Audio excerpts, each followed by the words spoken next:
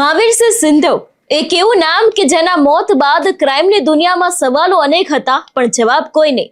પણ હવે વધુ એક સવાલ છે કે શું મહાવીરસિંહ સિંધવે 1.35 કરોડ વ્યાજે લીધા હતા? તેમના ભાઈને કોણ ધમકી આપી રહ્યું છે? શું છે આખો આ મામલો, તેની વાત કરીશું આજના વિડીયોમાં. નમસ્કાર, હું હંસિની અને તમે જોઈ રહ્યા છો નિર્ભય ન્યૂઝ. રાજકોટ શહેરમાં વ્યાજખોરીના આક્ષેપો સાથેનો એક ચોંકાવનારો મામલો સામે આવ્યો છે.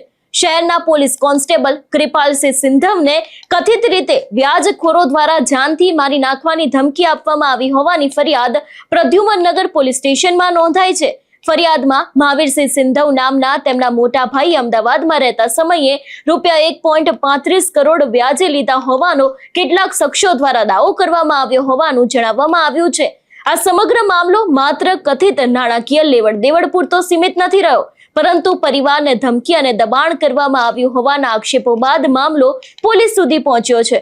જો કે 1.35 કરોડની લેવડ દેવડ, વ્યાજખોરી અને ધમકીના તમામ આક્ષેપોની હકીકત શું છે તે હવે પોલીસ તપાસ બાદ જ સ્પષ્ટ થશે. ફરિયાદમાં જણાવ્યા મુજબ મહાવીરસિંહ સિંધવ અમદાવાદમાં રહેતા હતા. પરિવારના કહેવા મુજબ મહાવીરસિંહે તેમની પાસેથી 1.35 કરોડ વ્યાજે લીધા હોવાની વાત પરિવારના અન્ય સભ્યોને અગાઉથી જાણ નહોતી. આ દરમિયાન 9 જૂનના રોજ મહાવીરસિંહે અમદાવાદમાં આવેલા પોતાના ફ્લેટમાં આપઘાત કર્યા હોવાના પણ આક્ષેપો મૂકવામાં આવ્યા હતા અને ખાસ કરીને ફરિયાદમાં આ વાત પણ કરવામાં આવી છે.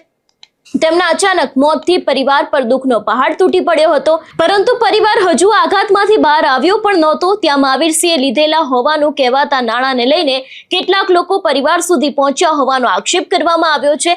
ફરિયાદ મુજબ મહાવીરસિંહના બેસણાના દિવસે કેટલાક શખ્સો ટોળા સાથે પરિવારના ઘરે પહોંચ્યા હતા. આ શખ્સોએ મહાવીરસિંહે લીધેલા હોવાનું કહેવાતા નાણાં તાત્કાલિક પરત ચૂકવવાની માંગણી કરતા હોવાનો આક્ષેપ છે. પરિવાર માટે આ સમય પહેલેથી જ અત્યંત મુશ્કેલ હતો. એક તરફ પરિવારના સભ્યોના મોતનું દુઃખ અને બીજી તરફ મોટી રકમની નાણાકીય જવાબદારીનો દાવો. આ બંને બાબતો વચ્ચે પરિવાર પર માનસિક દબાણ વધ્યું હોવાનો આક્ષેપ ફરિયાદમાં કરવામાં આવ્યો છે. આ જ સમયે પોલીસ કોન્સ્ટેબલ અને મૃતકના ભાઈ કૃપાલસિંહ સિંધવને પણ નાણાં ચૂકવવા માટે દબાણ કરવામાં આવ્યું હોવાનું ફરિયાદમાં ઉલ્લેખ છે. સમગ્ર ફરિયાદમાં સૌથી ગંભીર બાબત જાનથી મારી નાખવાની ધમકી છે. ફરિયાદી પક્ષોનો આક્ષેપ છે કે જો મહાવીરસિંહે લીધેલા હોવાના પૈસા પરત નહીં ચૂકવવામાં આવે તો ગંભીર પરિણામ ભોગવવાની ધમકી આપવામાં આવી હતી. આક્ષેપ મુજબ કૃપાલસિંહ સિંધવને પણ જાનથી મારી નાખવાની ધમકી આપવામાં આવી હતી. પોલીસ કોન્સ્ટેબલ દ્વારા આ અંગે પ્રદ્યુમનનગર પોલીસ સ્ટેશનમાં ફરિયાદ નોંધાવવામાં આવી છે. ફરિયાદના આધારે સુરેન્દ્રનગરના 2 શખ્સો સામે કાર્યવાહી કરવામાં આવી હોવાનો ઉલ્લેખ સામે આવ્યો છે. જો કે આરોપો સાચા છે કે નહીં અને સમગ્ર નાણાકીય વ્યવહારની વાસ્તવિક સ્થિતિ શું છે તે પોલીસ તપાસનો વિષય છે. આ કેસમાં સૌથી મોટો સવાલ રૂપિયા 1.35 કરોડની લેવડ દેવડનો છે. ફરિયાદ મુજબ મહાવીરસિંહ સિંધવે અમદાવાદમાં રહેતા સમયે 1.35 કરોડ વ્યાજે લીધા હોવાનો દાવો કરવામાં આવ્યો છે, પરંતુ પરિવારના સભ્યો આ નાણાકીય વ્યવહારથી અજાણ હોવાનો દાવો પણ કરાયો છે. અહીં અનેક સવાલ ઉભા થયા છે. મહાવીરસિંહે ખરેખર કેટલી રકમ લીધી હતી? કોની પાસેથી લીધી હતી? કયા દરે વ્યાજ નક્કી થયું હતું? પૈસા ક્યારે લેવામાં આવ્યા હતા? અત્યાર સુધી કેટલી રકમ પરત કરવામાં આવી છે? અને સૌથી મહત્વનું, 1.35 કરોડનો દાવો કરનારા લોકો પાસે આ લેવડ દેવડના કયા પુરાવા છે? આ તમામ સવાલોના જવાબ પોલીસ તપાસમાં ખૂબ જ મહત્વપૂર્ણ બની શકે છે. કાયદાકીય રીતે કોઈ વ્યક્તિની નાણાકીય જવાબદારી અંગે પરિવારના સભ્યો પર દબાણ કેવી રીતે કરવામાં આવ્યું હતું તે પણ તપાસનો મુદ્દો બની શકે છે. ખાસ કરીને જ્યારે પરિવારનો દાવો છે કે તેમને આ કથિત નાણાકીય વ્યવહારની અગાઉથી જાણ નહોતી, ત્યારે મૃતકના પરિવારજનો પાસે પૈસા વસૂલવા માટે કોણ અને કયા આધાર પર પહોંચ્યું હતું તે તપાસવું ખૂબ જ જરૂરી બને છે.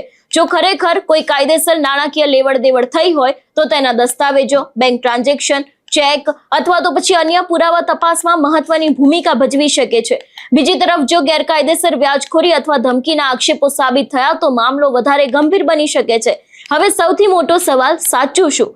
મહાવીરસિંહ સિંધવના મોત બાદ સામે આવેલા 1.35 કરોડના નાણાકીય વ્યવહાર અને તેમના ભાઈ કૃપાલસિંહને મળેલી જાનથી મારી નાખવાની ધમકીના આક્ષેપોએ સમગ્ર મામલાને ફરી એક વખત ચર્ચાનો વિષય અને ગંભીર બનાવી દીધો છે.